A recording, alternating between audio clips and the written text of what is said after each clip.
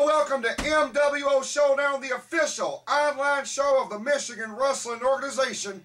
Along with Uncle Hector, I'm your old buddy Hal, and Hector, we have late-breaking developments all about this huge event called Slamathon. It's coming up June the 25th. We're going to be talking about all the big matches that have been signed, two big ones that we will announce later on in this program. I mean, this is going to be a big show, Hal. I mean, you got the big old tournament, and the winner gets a title shot whenever they want it. Absolutely. We have another superstar who will be making his way to that huge 8-man single elimination tournament June the 25th at the Bridge in Flint, Michigan. We're going to talk about that. We're going to talk about this mystery involving Eric Copeland and his disappearance from the MWO. I mean, I think he was just taken away, Hal. I mean, I didn't see it coming. I mean, what business could they possibly be doing, essentially kidnapping the executioner? Absolutely. There's no telling, but we're going to talk about it. But unfortunately, folks, we're going to kick off this episode of MWO Showdown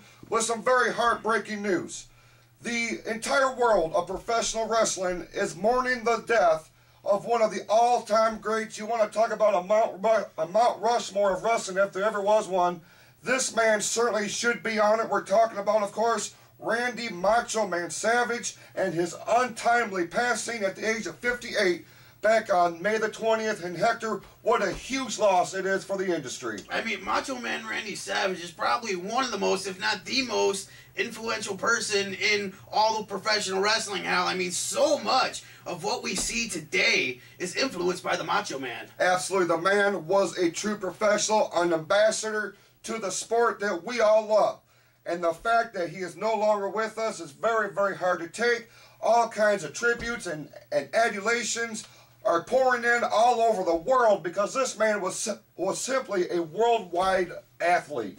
I mean, this guy was respected everywhere he went. You know, he represented the sport of professional wrestling like no other, Hal. I mean, if it wasn't for him, Hal, Slim Jim would be nothing. Absolutely not, because the man made that brand very famous because of his catchphrase, snap into a Slim Jim, if you will.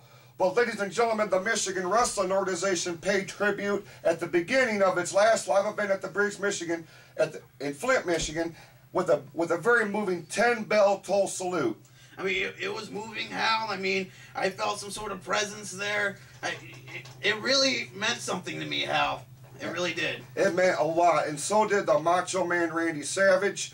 And, of course, our thoughts and prayers go out to his entire family, his friends, and all the fans that supported him over a 3-decade-long run in professional wrestling. He will surely be missed, Hall of Fame bound, no doubt about it. But switching gears, we're going to move on to the Michigan Wrestling Organization news and the mystery that is surrounding the disappearance of executioner Eric Copeland following a controversial victory over Kristian Klayton at the Bridge of Flint, Michigan. We're going to go back in time here momentarily and pick up the action in progress. But Uncle Hector, as Copeland celebrated that huge victory in the aisle, someone literally snatched him and abducted him from the bridge. I mean, getting abducted is not good, Hal. I think we know this as well as anybody else. But, I mean, I tried to make out who abducted him, Hal, and I couldn't do it. But from what I did make out, he looked scary. Absolutely. We've looked over the footage several times. We could not make out who it was who grabbed Eric Copeland from the aisleway at the bridge in Flint, Michigan. I got a theory, Hal. You do? Bigfoot. It was Bigfoot. No, the Loch Ness Monster, Hal. Are you kidding me? This is serious stuff we're talking about, Hector. This is serious. Have you seen the Discovery Channel, Hal? We're talking about one of the brightest superstars in the Michigan Wrestling Organization, and nobody can account to where he's at right now. I mean, that is bad news, but this is just my research, Hal. I mean, I don't know. It could be anybody, Hal. It could be anybody because, ladies and gentlemen, what we do know is this. MWO officials and City of Flint police have investigated this, and they've gotten absolutely nowhere. Right now, we're going to go back to the bridge in Flint, Michigan. We're going to pick this match up in progress. It's Copeland versus Klayton, 1-on-1.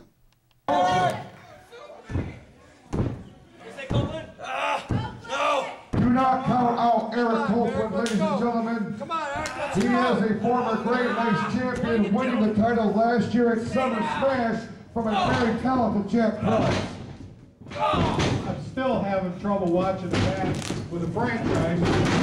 So grounded. Absolutely, very new approach here. And the body slam by Copeland, and the tide has shifted. 2 count only says Cherry Bomb. And now it's Eric Copeland in control, bringing up Klayton Highway and Klayton.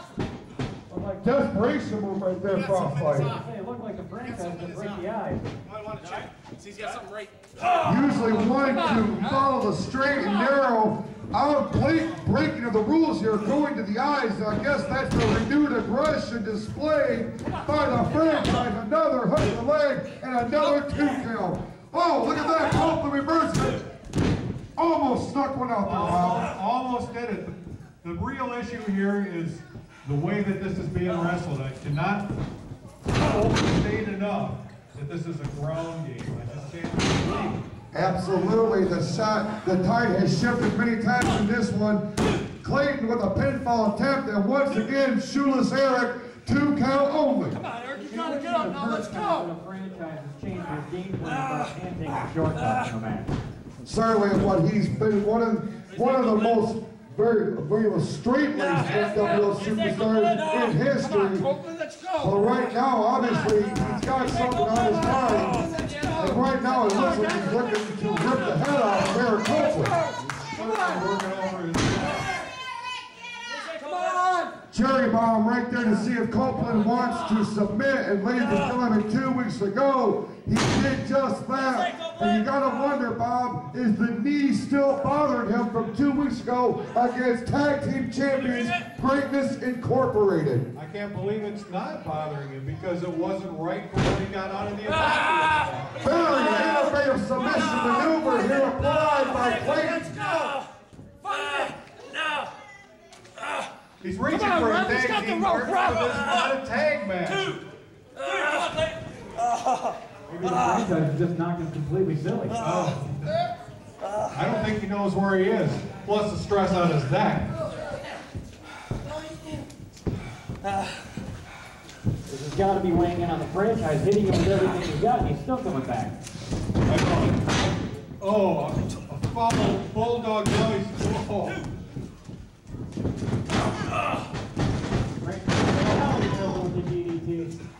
There it is. Come on, Copeland, let's go. Again, concentrating on the neck. He's just working that neck over. Come on, you got it. Nonchalant cover and taking way too long to go the cover. Should have never done that. Shouldn't take time like that. Pin the man, lock him in, and hold him down. Arguing with the referee. Well, that's coming. Wouldn't be the first time a franchise argued with a ref. No. Probably wouldn't be the first time franchise decided to knock a ref out.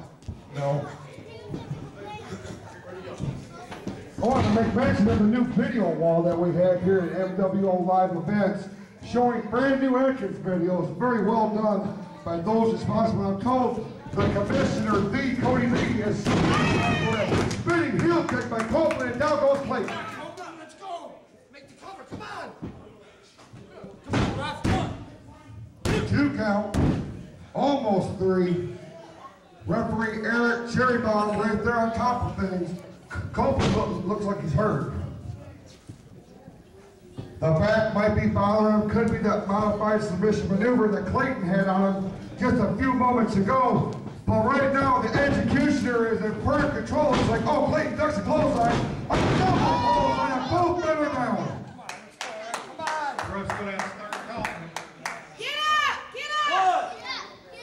Executioner and the franchise, both men are down, both men are hurt. Would this be something for a double count out? It would be disappointing, Bob, is what it would be. Such a great contest between these 2 all-time greats in the Michigan Wrestling Organization. I know they're very evenly matched, impressive to watch, both very capable of winning. It's just crazy. Absolutely, the ex-convict on the outside playing the role of cheerleader for this contest. Oh, big headbutt there by Klayton. You don't see him use that very often. No. Back to the impact then. Absolutely. Scoop him up. Body slam. And the franchise looks like he's going off. Just as we say, he's been focusing on the ground and pound offense. He's resorting back to his high-flying skills. And a big elbow drop a la Macho Man. And this could be over. 1, 2. Oh, man, that was close.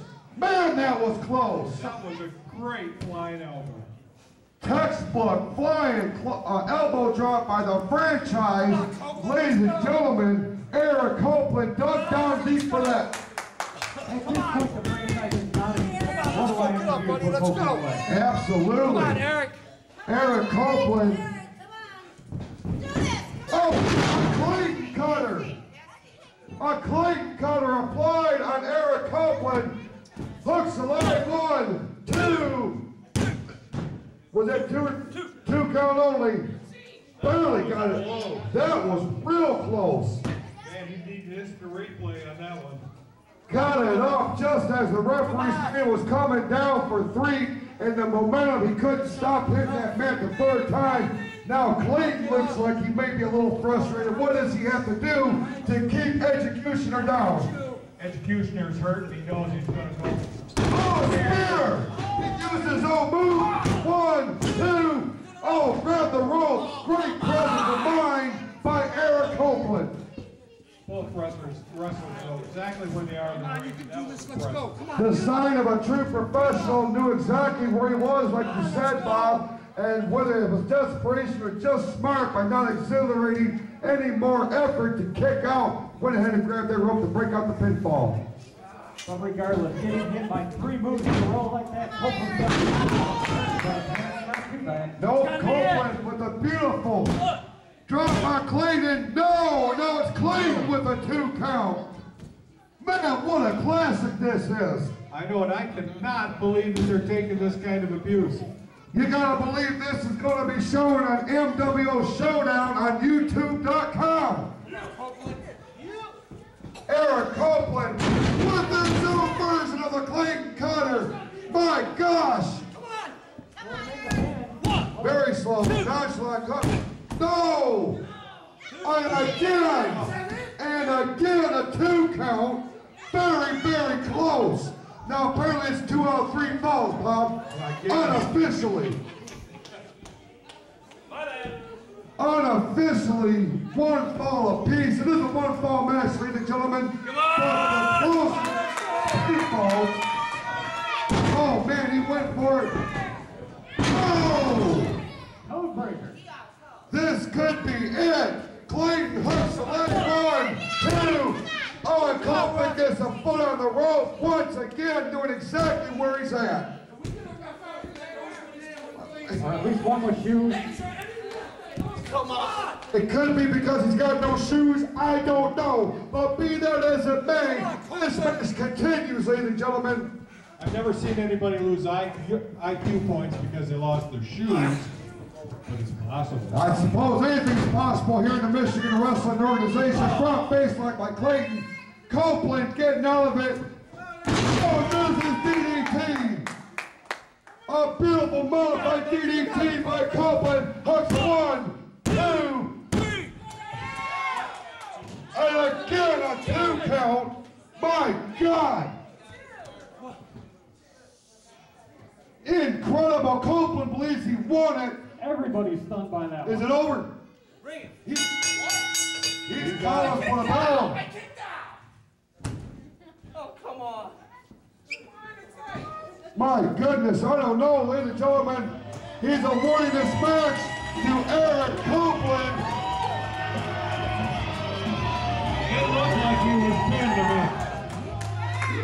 Controversial.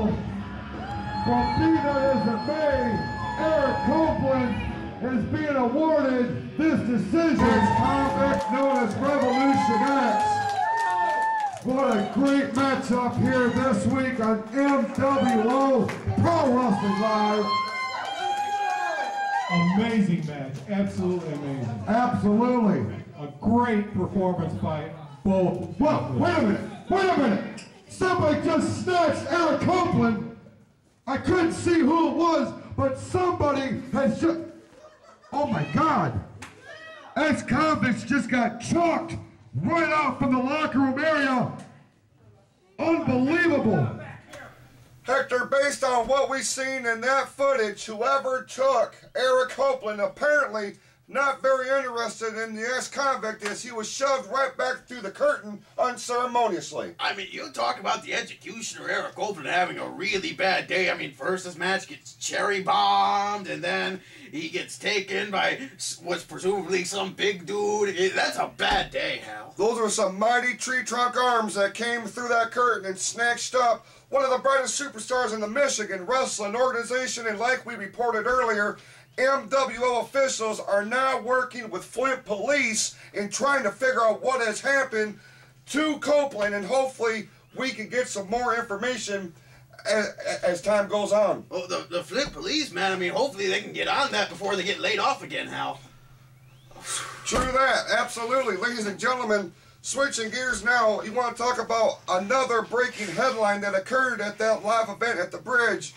A tag team has returned to the MWO, and the championship belts are in their sights. The Phoenix Project, y'all, are back in the MWO, managed by Laura Phoenix. I love PP, Hal. I mean, it's the Phoenix Project. It's Laura Phoenix. It's Kurt Chaos, the new lean and mean Kurt Chaos, and Stephen Blade. They put up a very impressive showing against two newcomers here to the Michigan Wrestling Organization, KJ Crush and Scotty Freytown. Those two gentlemen put up one heck of a fight, but be that as it may, the Phoenix Project are back. They mean business. In an interview that I had with them backstage, they have made no bones about the fact they are back for the MWO Tag Team Championship. I mean, that's good news for the tag team division, Hal. I mean, Kurt Chaos and Stephen Blade, they're not going to put up with those dirty cheaters, Hal. Apparently not, because right now, with the Phoenix Project back in the fold, you got to think that Greatness Incorporated, you got to think that Michigan's Most Wanted are going to be looking over their shoulders, because Stephen Blade and Kurt Chaos are back in the Michigan Wrestling Organization. Y'all, when we come back to MWO Showdown, we have late breaking developments about Slamathon, and as well as a qualifying match for that big 8-man tournament.